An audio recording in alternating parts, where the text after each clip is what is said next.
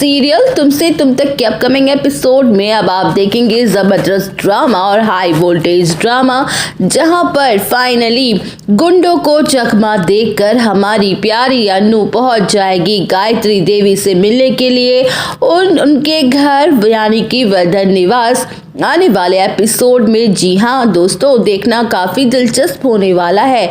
यहाँ पे गायत्री देवी मानसी से कहती हैं कि तुम्हें तो बड़ा शक था ना, तुम तो बड़े दबाव से कह रही थी कि अन्नू ने आर्य को रिजेक्ट कर दिया क्योंकि उनकी उम्र ज़्यादा है, तो इसलिए मैंने आज खुद अन्नू को इस घर में बुलाया है ताकि तुम्हारे सामने उससे मैं पूछ सकूं कि आखिर बात क्या थी।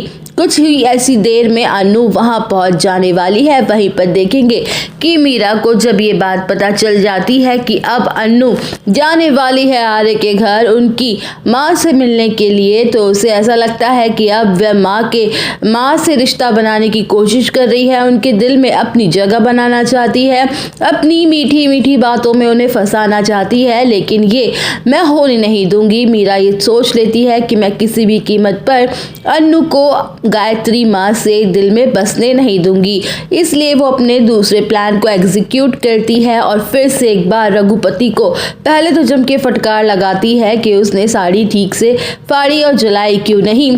फिर उसे वो एक दूसरा काम देती है और कॉल करती है और कहती है कि तुम्हारा पहला वाला जो प्लान था वो तो पूरी तरह से फेल हो गया है, साड़ी तो गायत्री माँ तक पहुँच गई है, लेकिन इस बार मैं तुम्हें एक और काम दे रही हूँ, तुम्हें सब कुछ ठीक से करना पड़ेगा तभी तुम्हें तुम्हारे पैसे मिलेंगे।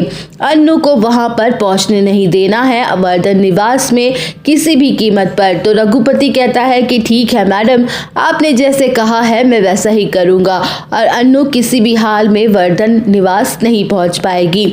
और अन्नू जब ऑफिस से सारा काम धाम करा के निकलती है तो रघुपति अपने कुछ गुंडों को उसके पीछे भेज देता है उसे परेशान करने के लिए। अन्नू के पीछे की जाओ और उस लड़की को पकड़ लो। यहाँ पर अन्नू बहुत बुरी तरह घबरा जाती है और उसको समझ नहीं आता कि वो गुंडे आखिर उसके पीछे पड़े क्यों हैं, तो वो परेशान होकर सिर्फ भागने लगती है। गुंडे यहाँ पर अन्नू का पीछा करते हैं, उसके बाद गुंडे यहाँ पर अन्नू को बहुत दूर तक पीछा करते हैं, लेकिन वे अन्नू को नहीं पकड़ पाते।